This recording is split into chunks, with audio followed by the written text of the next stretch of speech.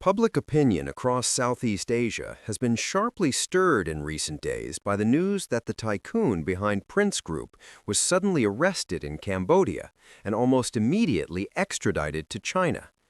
The case has sent shockwaves not only because of the unexpected nature of the arrest, but also because of the extraordinary speed with which subsequent decisions were made. Together, these developments have raised profound questions about what truly lies beneath this case. What concerns observers most is not merely the personal fate of Chenzhi, but the future of an entire financial, economic, and power structure that had been closely tied to him for many years. Just days after Chenzhi was detained, the National Bank of Cambodia, NBC, issued a decision placing Prince Bank, a commercial bank under Prince Group, into compulsory liquidation, effectively halting all new banking operations, from accepting deposits to extending credit. The unusually rapid succession of these two events makes it difficult for the public to view them as isolated incidents. On the contrary, they appear to be tightly connected components of a carefully calculated scenario. Once the central figure was removed from the stage, the financial architecture linked to him was swiftly dismantled to contain systemic risk.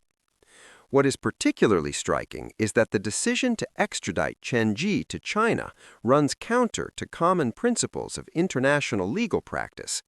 Chenzhi had renounced Chinese citizenship many years ago, had at one point held Cambodian citizenship, and was accused of committing the majority of the alleged crimes on Cambodian territory. Meanwhile, it was the United States that had formally indicted Chenzhi on a series of serious charges, including telecommunications fraud, cryptocurrency investment scams, and large-scale money laundering. U.S. authorities had also seized a massive amount of digital assets linked to the network. From a strictly legal standpoint, Cambodia had ample grounds either to prosecute Chenzhi domestically or to extradite him to the United States, where the indictment process had already been completed. Yet neither of these options was chosen. This leads to the central question: why did China become Chenzhi's final destination? Was this the outcome of a bilateral arrangement in which political priorities and strategic interests outweighed conventional legal logic? And was the near immediate dissolution of Prince Bank a form of damage control aimed at rapidly severing Cambodia's financial system from a figure who had become excessively risky? At this point, the case ceases to be merely a story about a transnational fraud kingpin and instead evolves into a broader examination of power, interests, and the ways in which states choose to manage sensitive nodes within the global underground financial system. More fundamentally, the key concern extends beyond the question of extradition itself to the true nature of the empire Chenzhi built in Cambodia. Chenzhi was not simply a controversial businessman. According to assessments by U.S. and U.K. authorities, he was identified as the central figure in a highly organized, transnational criminal network that operated over many years on an industrial scale.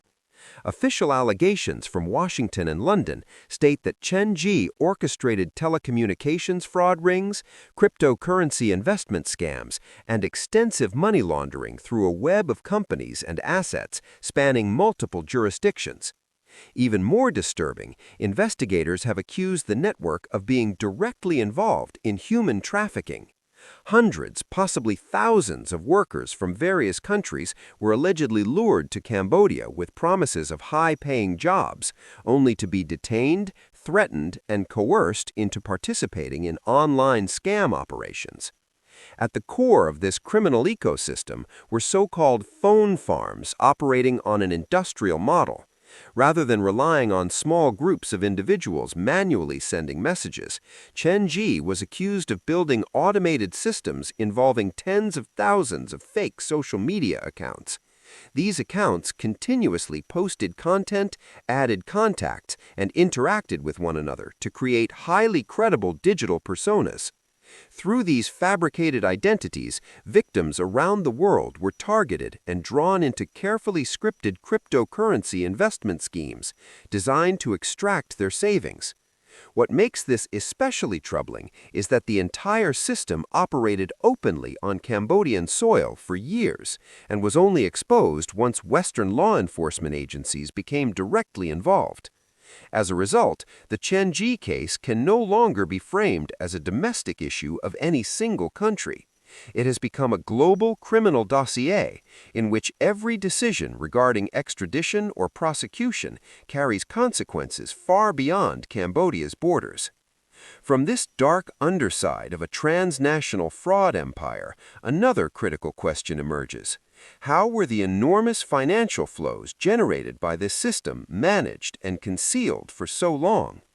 This is where Prince Bank becomes an indispensable piece of the puzzle.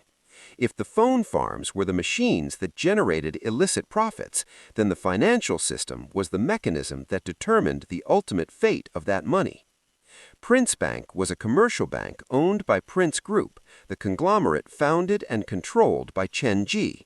For years, it operated openly in Cambodia, providing financial services, credit facilities, and payment systems while serving as a key pillar in the vast business ecosystem Chenzhi constructed.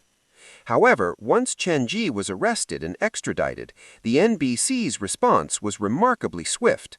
NBC moved almost immediately to place Prince Bank under compulsory liquidation, suspending all new banking activities. Suspending all new banking activities. Suspending all new banking activities. Suspending all new banking activities. This decisive action suggests that Prince Bank was not viewed merely as a troubled financial institution. Instead, the hurried liquidation raises strong suspicions that the bank may have been a critical node in the money laundering chain of the alleged fraud network. In transnational financial crime cases, so-called backyard banks often play a central role in channeling and legitimizing illicit funds, transforming illegal profits into seemingly lawful assets through internal loans, cross-investments, real estate transactions, and complex financial maneuvers. NBC's decision to act so quickly after Chenzhi's arrest indicates that the risk was no longer confined to the individual tycoon, but had spread to the broader financial system associated with Prince Group. Yet this only sharpens a profound contradiction. If Prince Bank was indeed a key money laundering conduit, why did Cambodia not retain Chenzhi for a thorough investigation and prosecution, rather than rushing to extradite him beyond its legal reach? At this stage, attention inevitably shifts to how Cambodia handled the central figure behind the entire network. The decision to extradite Chenzhi reveals a clear legal paradox that pushes the case beyond the bounds of an ordinary criminal matter and into the realm of international legal controversy. Chenzhi was no longer Chinese citizen. The alleged crimes were primarily committed in Cambodia, and the United States had already filed formal charges supported by extensive evidence. Yet neither Cambodia nor the U.S. became the forum for final adjudication. Choosing China created a significant transparency gap. On what legal basis will China prosecute Chenzhi, under which charges, and how far will the investigation extend? Many analysts argue that this paradox fuels suspicions that political considerations and strategic interests have overshadowed standard principles of the rule of law. The consequences of this handling extend well beyond bilateral relations between Cambodia and China. Victims of the network allegedly won by Chenzhi are not limited to Chinese nationals. They include people from Vietnam, the United States, and numerous European countries. Over the years, thousands of victims worldwide have lost their savings, with many families driven into financial ruin by scams originating from Cambodia. As a result, Cambodia's approach to the Chenzhi case directly affects international confidence in the region's commitment to combating high-tech and financial crime.